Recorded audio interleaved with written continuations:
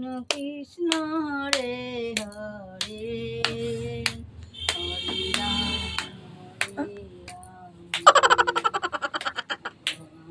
হরে বাবা, আজকে আবার বুড়ির কি হলো? সন্ধ্যাবেলায় আবার হরে কৃষ্ণ নাম। বাবারে, যাই হোক। আমি না আপনার জন্য কাপড় কিনে এনেছি নতুন। আই বাবা, তাই আমার জন্য কাপড় এনেছো? আদিক্ষেতা করবেন না, বসেন। আপনার জন্য এনেছি, আপনাকে দেখাবো। আদিক্ষেতা দেখলে গজ উলে এই যে, দেখেন, এই যে আপনার এটা কাপড়, দুটো ব্যাগ। এটা আমার মায়ের আর ওটা আপনার।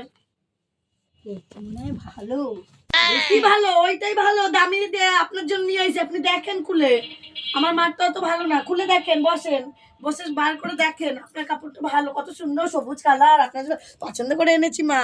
আপনি একটু দেখেন, বার করেন, বার করে দেখেন, দেখেন কত সুন্দর আমার মায়ের কাপড়। বার করেন, বার করেন,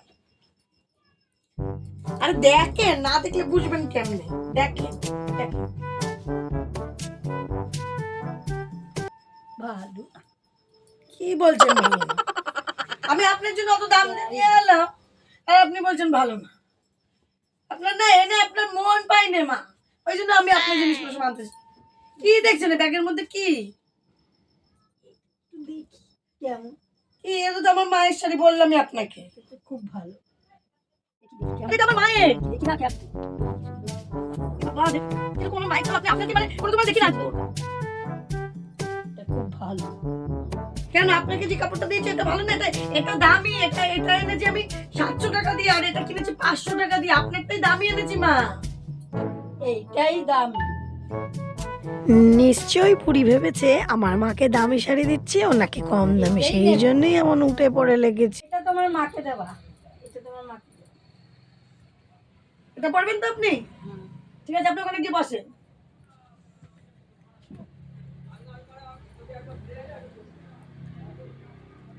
মা, হ্যাঁ, কি করছো মা? বলছি কি মা, তোমার জন্য একটা সবুজ সুন্দর কচি কলা পাতা কালারের একটা দামি শাড়ি এনেছি মা, যেটার দাম 700 টাকা।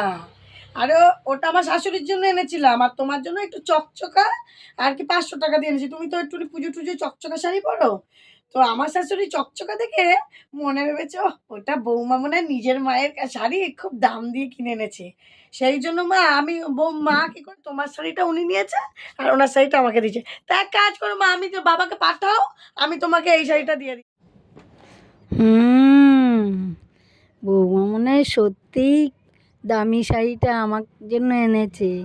আমি বাবা এইটা নিয়েই পালাই, না হলে বাবা বৌমার মাকে ওইটা দিয়ে দেবে।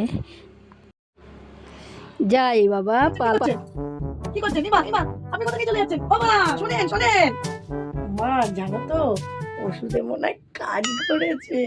আমার শাশুড়ি ভাবছে যেই নিজের মাকে দিচ্ছে তার মানে সত্যিই বৌমা সত্যি কথা বলছে।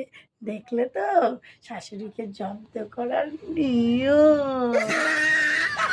কেমন জব্দ করলাম মা আপনাকে? আপনি বলে নেবেন না কাপড়, আপনাকে নিয়েই ছাড়লাম।